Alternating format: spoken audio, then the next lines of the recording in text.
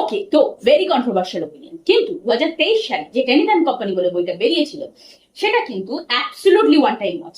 আমি জানি কিছু ক্রিটিক্সরা খুব বাজে রিভিউ দিয়েছে, কিন্তু আমার মতে যথেষ্ট ভালো বই। মানে কিছু ট্রিস্ট জোক আছে, কিছু খুব ফানি মোমেন্টস আছে, কিছু খুব সুইট মোমেন্টস আছে, যেগুলো এই বইটা খুব ভালো করে তুলে ধরেছে।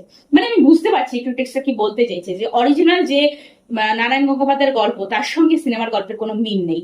আমি বুঝতে পারছি, কারণ ক্যারেক্টারটা, টেনিদার ক্যারেক্টারটা আমাদের চাইল্ডহুড ভীষণ ক্লোজ, তাই সেই ক্যারেক্টারটা একটু চেঞ্জ হলে আমরা ঠিক মেনে নিতে পারি না। কিন্তু আমার মনে হয় যে যদি কোনোভাবে একটু ক্যারেক্টারগুলোর নামগুলো চেঞ্জ করে, বা এটা জাস্ট মুভি ধরে আমরা দেখতে পারি, তাহলে এই মুভিটা যথেষ্ট ভালো মুভি।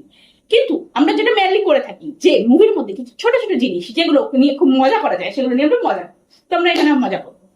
এখানে একটা যে সিন আছে এটা খুব মজাদার লেগেছে আমার। ব্যাপারটা হচ্ছে এই, যে এখানে যে গৌরব স্যারের ক্যারেক্টারটা, মানে ক্যাবলার ক্যারেক্টারটা, সে সাতকড়ি সাঁতরা মানে সব্যসাচী বাবুর জন্য একটা ফর্মুলা বানাচ্ছে। যে ফর্মুলাটা গৌরব স্যার ল্যাবে বানাচ্ছে, তখন সব্যসাচী বাবু পিছনে ঘুমোচ্ছে। ঠিক আছে, হয়ে যাওয়ার পরে সেটা একটা এক্সপ্লোসিভ ছিল, সেটা নিয়ে গিয়ে গৌরব স্যার দেখাবে। তখন সব্যসাচী বাবু উঠে দাঁড়াবেন এবং তাকে হাক করবেন, এবং তার কাছে একটা ইঞ্জেকশন থাকবে যেটা মেরে গৌরব স্যারকে অজ্ঞান করে দেবে।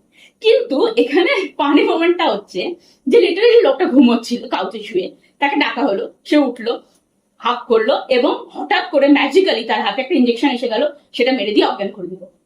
মানে কোথা থেকে এলো ইঞ্জেকশনটা? এরকম কোন একটা স্পেশাল পাওয়ার আছে পিসি সরকার জাতীয়, যাতে সেই ইঞ্জেকশনটা অ্যাপিয়ার হলো এবং সেটা মেরে দিয়ে সে অজ্ঞান হয়ে গেল। মানে মেরে দিচ্ছে, একে তো মেরে কিছু একটা হাত পা উঠছে, কেউ অনুভব কেন করতে পারছে না বুঝতে পারলাম না।